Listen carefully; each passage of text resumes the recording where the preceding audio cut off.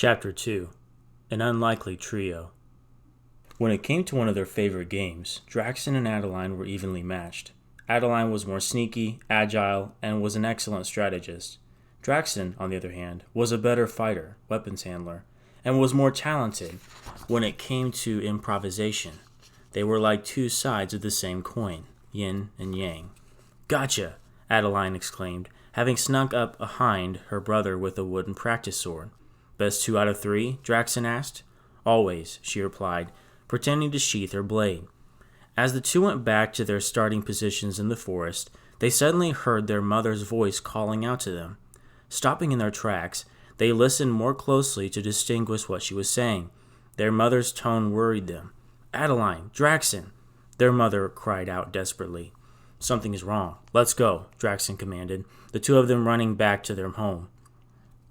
Running inside, they found their father lying on the floor with an arrow in his calf. Their mother tended to his wounds. She turned to her children and shouted a command.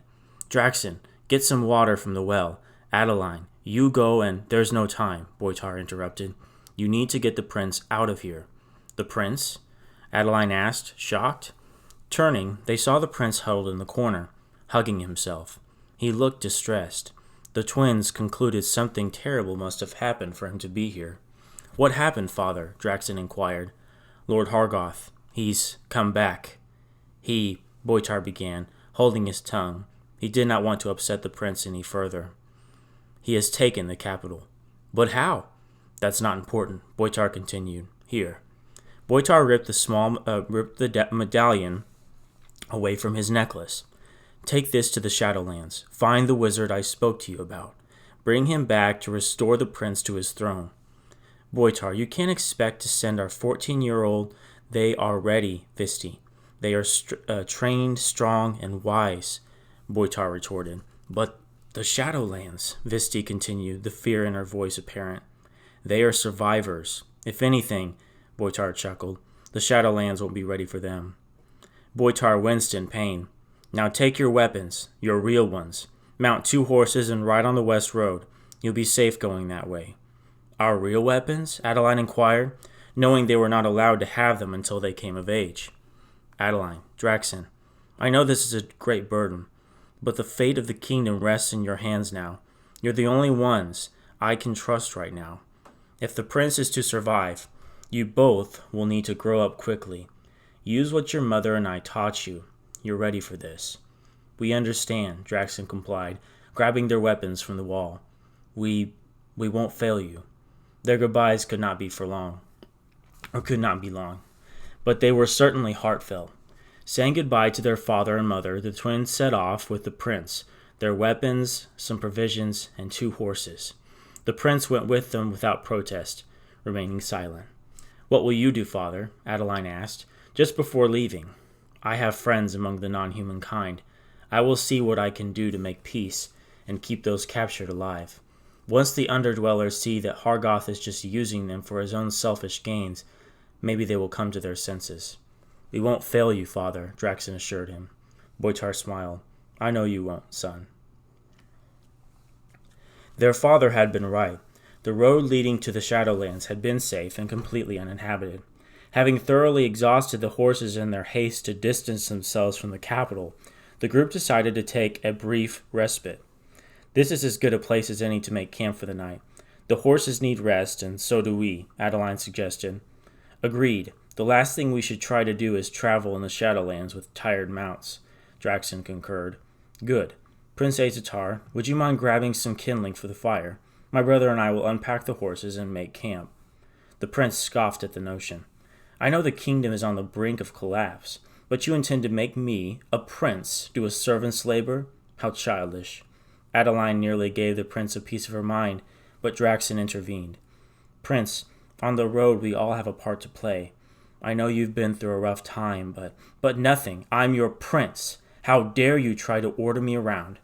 Before Adeline could snap back at the prince, Draxon intervened once again. "It's okay, Adeline. I'll gather the tinder after I set up the tent." Not at all pleased with the prince's behavior, she roughly threw the prince his sleeping bag. She then proceeded to lead her horse to a nearby tree and tethered it there. Draxon continued on with his work as the twins made camp. Meanwhile, the prince looked on, doing nothing to help. It was a long, somewhat sleepless night for the trio. Between the prince's poor behavior and the twins' unsurety of what the future held, everyone had a lot on their mind, especially the prince, who inwardly grieved the loss of his father. Traveling along the road the next day, Draxon hoped to improve the relationship between the prince and the two stargazers. Despite his good intentions, he did not always have a silver tongue. In this instance, his silver tongue had turned to lead. "So, are you excited to be getting back to your father, Prince?" "My father is dead, peasant." "I'm sorry, I didn't know," Draxon responded, sorry he had brought it up. "Maybe if your own father and other non-human sympathizers had taken my father's side, he would still be alive." "How dare you? My father saved your life. Maybe if your father wasn't such a racist, he would still be alive," Adeline spoke, outraged. "If we were back at the palace, I would have you hung from the gallows," he cried. "Well, maybe we'll just leave you and let the forest bandits eat you for their supper," Adeline retorted. "Enough! We've got to stick together if we're going to make it back alive," Draxon intervened. And so the rest of the day, they spent their journey in silence. It was not until dusk that they spoke once again. Dust was being kicked up from behind them, up from riders behind them. "Do you all see that?" the prince asked, looking behind them. "Those riders are trying to catch up with us. I doubt they're friendly. We need to flee," Adeline concluded. Heeding the warning, the twins spurred their horses onward, the prince riding on the back of Draxon's mount. However, the two could not keep up with Adeline, seeing as how their horse carried double the weight. "They're gaining on us," Draxon called out, noticing the shrinking gap between them. Adeline thought about their options in getting themselves out of this dilemma. Sadly, there was no easy solution. The only one she could think of involved a highly risky plan, one she knew Draxon would be ready for, but doubted the prince could handle. "They're orcs, Adeline. They're riding pollywogs," Draxon warned, now able to see their pursuers clearly. Adeline knew that pollywogs, being four-footed mole-rat creatures, were faster than horses. Now more than ever, they needed a plan to escape. Otherwise, their mission would fail before it ever really began. "When we round this corner, jump off your horse and into the woods," Adeline ordered. "What?" Draxon asked. "Just do it," Adeline repeated. "Trust me." "You've got to be joking," the prince sneered. "On 3, we jump," Draxon confirmed, trusting his sister. The jump was rough, especially for Draxon, who had to grab hold of the prince due to his refusal to jump. Luckily, because of how they were riding, the horses kept running. Adeline rolled out of her jump, while Draxon took the brunt of their collective fall to protect the prince. "Run, before they see us," Adeline whispered, helping the two boys up. "We're leaving behind our supplies?" the prince asked. "We don't have a choice. Let's go," Draxon replied. "Let's go!" Running off into the woods, with only their clothes on their backs and the weapons they had in hand, they hoped to elude their pursuers. When the horde of orcs rode by, their hopes were seemingly fulfilled. That was, until one of the riders halted near where the trio had jumped. Slowly, the pollywog began to sniff out their scent. Chapter 3. Battle of the Beasts. "I think something is following us," Draxon said, looking behind them. "You're just imagining things, probably just rattled after your fall," the prince spoke sarcastically. "The fall he took for you forgot to add," she snapped back. "How many do you think are following us?" "I'm not sure, but someone definitely is," her brother answered. Draxon had an innate sense about certain things, a gut feeling about the unknown, one that was rarely ever wrong. Adeline knew better than to ignore it. "If that's the case, we should set up an ambush for them. If we're being tracked, our enemy can choose the time and place to confront us. We need to take control of the situation," Adeline suggested. "That's insane. What if it's a whole horde of orcs?" the prince objected. "Then they are going to catch up to us regardless," Draxon concluded. The prince laughed. "What's so funny?" Adeline asked, crossing her arms. "Oh, nothing. I just find it funny how your brother doesn't have a mind of his own. He just repeats whatever you say. That's not true. If it were, we would be in agreement to punch you in the mouth," Adeline retorted. "Luckily for you, he's not." At least he's loyal and knows his place. You're just a spoiled sow, the prince mocked. Our father took an arrow for you. We left our home for you. We're being chased all over creation, going hungry for you. So don't you dare call me spoiled, little prince, and don't even think about calling me disloyal. As the two continued their arguing, Draxon shook his head and walked away. Peering through the woods behind them, he continued searching for their pursuers. The task was difficult, mostly because the forest was so dense and full of thickets. Despite this, he thought he caught a glimpse of someone. "Guys, cut it out," Draxon whispered. "Someone is back there." Grabbing their bows, Draxon and Adeline readied one of 5 arrows they had between them. Spreading out slightly, they hid behind 2 trees surrounding the grove. The prince followed Draxon, staying close behind him. Together they waited for whoever was following them. The moonlight shined through the trees, illuminating the grove below. They could only hope that their pursuers came through it. Something rustled in the trees to Adeline's right. She tried to peer through the darkness to see, but could not. Her heart raced, and fear grasped her in its cold grip as she wondered what to do. Looking to her brother across the way, she signaled him, indicating someone was approaching her position.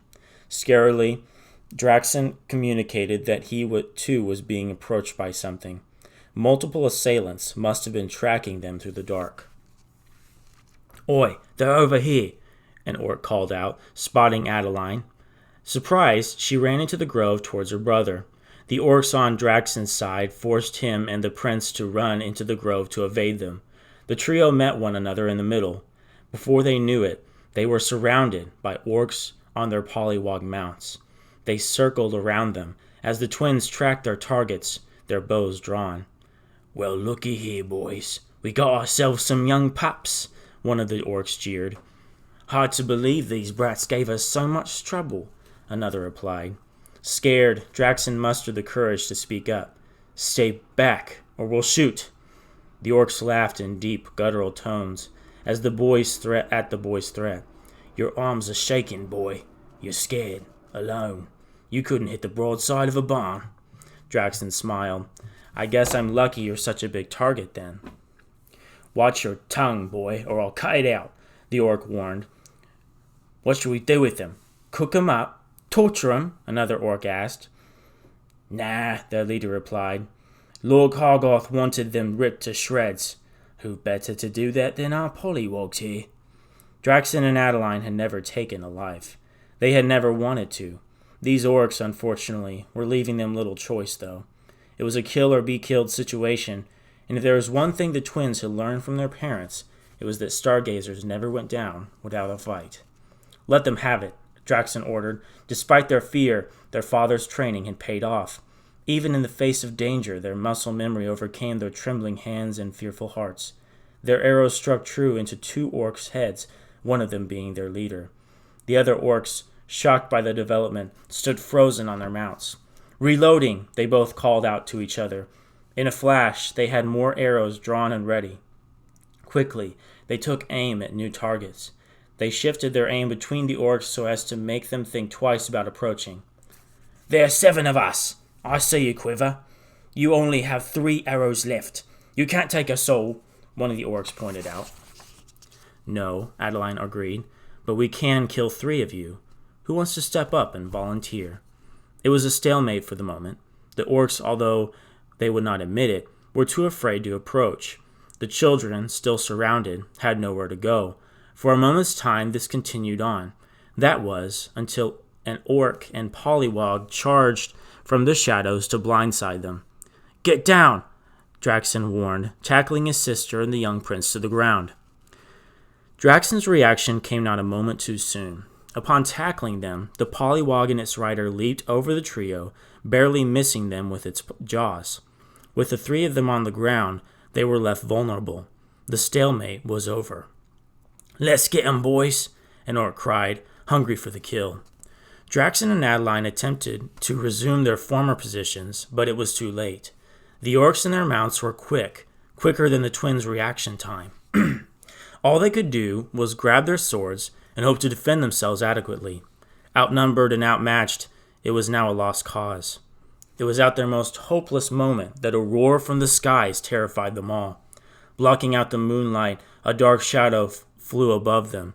It was not until the creature landed right above the three children that the beast could clearly be seen. A dragon. The dragon was as white as the pure-driven snow. Its horns were as clear as crystal, and its scales were reflective in nature. It was seemingly protective of the children. Whether this was a friendly gesture or one done to protect its next meal, its intentions were clear. The Orcs were the enemy. Dragons were rare in these lands. So rare, in fact, some thought them to be extinct. Neither the Orcs nor the children had seen one before. Additionally, no one among them knew how to fight one. The dragon was roughly 7 meters long and 3 meters tall. It had a long tail and 4 muscular legs. Despite it not being as big as most legends made dragons out to be, it was still the most formidable creature any of them had seen. Knowing they could not return to Lord Hargoth without some proof of the dead prince, an orc charged with its pollywog to stab the creature with its scythe. Before he could reach the dragon, however, the dragon used its frost breath to freeze both pollywog and rider in place. Turning its massive head, it froze every orc and pollywog in place, save one orc, who had turned to escape into the woods. Now, only the dragon and the trio of children remained. The children's fear had not left them.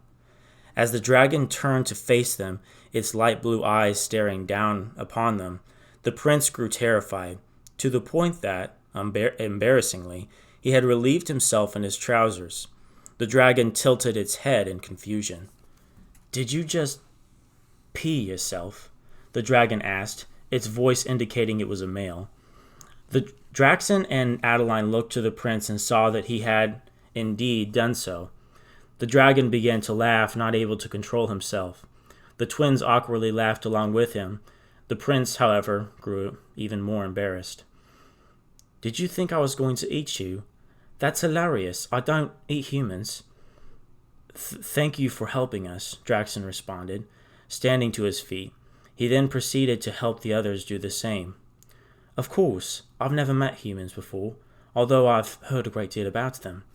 "We've never met a dragon before. Guess that makes us even," Draxon replied. "Why did you help us?" Adeline inquired. "Well, I just thought it was the right thing to do, really. Plus, you all are younglings just like me. We have to stick together, right?" the dragon responded. "How old are you, if you don't mind me asking?" "I'm 14, in human years, that is," he replied giddily. "Really? We are too. This here is my brother Draxon. My name is Adeline. The bedwetter over here is Prince Azatar." "Hey, I'm not a bedwetter," the prince retorted angrily. "What's your name?" Adeline asked, ignoring the prince's interruption. "My name is Kraxon, the Frost Dragon. Like Draxon, but with a K. Ha!" Kraxon answered, taking a seat on his hind legs similar to how a dog might. "Do you live around here with your parents?" Draxon guessed. Kraxon drooped, saddened. "I haven't seen my parents in 2 years, he replied. "I'm sorry, Kraxon. That's awful." Kraxon put on a fake smile. "It's okay. They're out there somewhere. I just need to find them." "I wish we could help you," Adeline sympathized, "but we have a mission of our own to complete first." "Really? What is it?" Kraxon excitedly inquired. "We need to find a wizard here in the Shadowlands and get his help to restore the prince here to the throne," Draxon informed him. "Why did you tell him, fool? What if he's the enemy?" the prince remarked spitefully. Draxon, now as agitated at the prince as Adeline had been, spoke his mind. He just saved our lives. Show some gratitude." With the three of them staring at him in a stern manner, the prince grew silent. Having sufficiently scolded him, the twins and the dragon resumed their conversation. Kraxon piped up first. Perhaps I could help you out, and then maybe you all could help me afterwards. I have heard humans are quite resourceful." "We would love to help you out, Kraxon, but helping us will be no easy endeavor, I'm afraid," Adeline warned. "Traversing the Shadowlands is a very dangerous task." "With a dragon by your side, I imagine that task will be a lot easier, Draxon remarked. You're in, Draxon yelled, excited beyond belief. Adeline smiled. I suppose you are.